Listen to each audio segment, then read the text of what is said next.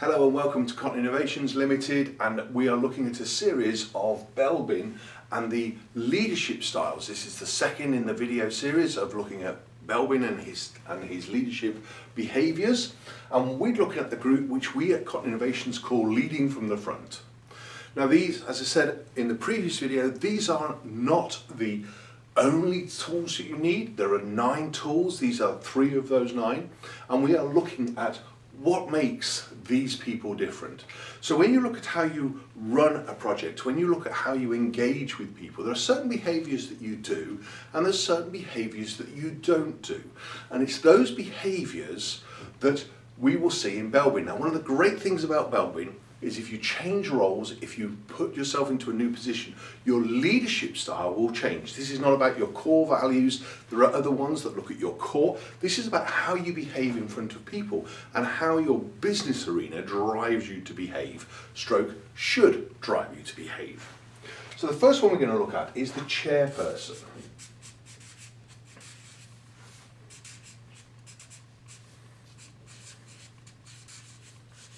So the chairperson is somebody who loves the big plan. So what's the advantage of a chairperson? A chairperson is the politician in the group. They will be able to see the big picture, understand what needs to be done, broken down the tasks.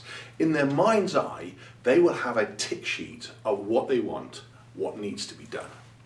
When they talk to you, a chairperson has the ability to make you feel as though you're the only person on the planet, and they totally empathise with your situation.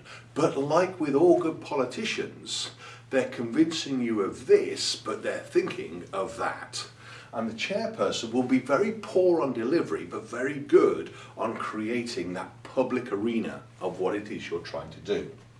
So the danger of the chairperson is they oversell the opportunity and don't listen to the team. Not having a chairperson basically means that you're in trouble because you don't have anybody holding that big picture.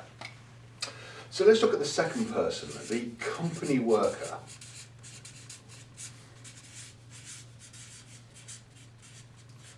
So the company worker is a really useful person to have on your team, as are all 9 of them. The company worker, unlike the chairman, they have a battle plan. Their battle plan is laid out, they know what they want to do, they will run it following the schedule that they have created. They will sit down, they'll put their plan together, their resource, how they're going to deploy stuff, how long each task will take, and their expectation is that they will deliver the task in the order according to the program. Now that can be great if you have a program that needs to be tight managed, it needs to be on clear deliverables. These are your people to do it. Unfortunately, the downside to a company worker is they have their plan, and often you may find a company worker will deliver the plan at the expense of the team, so they won't notice that the resources are stretched. The task must come first, the resources come second. And quite often you'll find people get frustrated that nobody's listening to them. They're in a position where they're struggling to move forward, and all of a sudden they're just getting task after task after task. They're not being recognised for what they're doing because the task manager, their job is deliver the tasks. It's the big picture. That's what they've got to get done. The other downside to a company worker can be that they don't listen to other people. So if we need to come up with a different plan, no, we have the plan, we will deliver my plan. They don't like quick change, they're not aware always of where people are, they're not aware of time of day, night, but they have their task list and it will be delivered. Great people to have in terms of driving your project forward, can be an exhausting resource within a team if they're not listening. And then we come to the third group, the shapers. The shaper is a really useful asset to have on your team if there's a hard call to make, if there's a hard decision to do, if there's something that, what are we going to do here?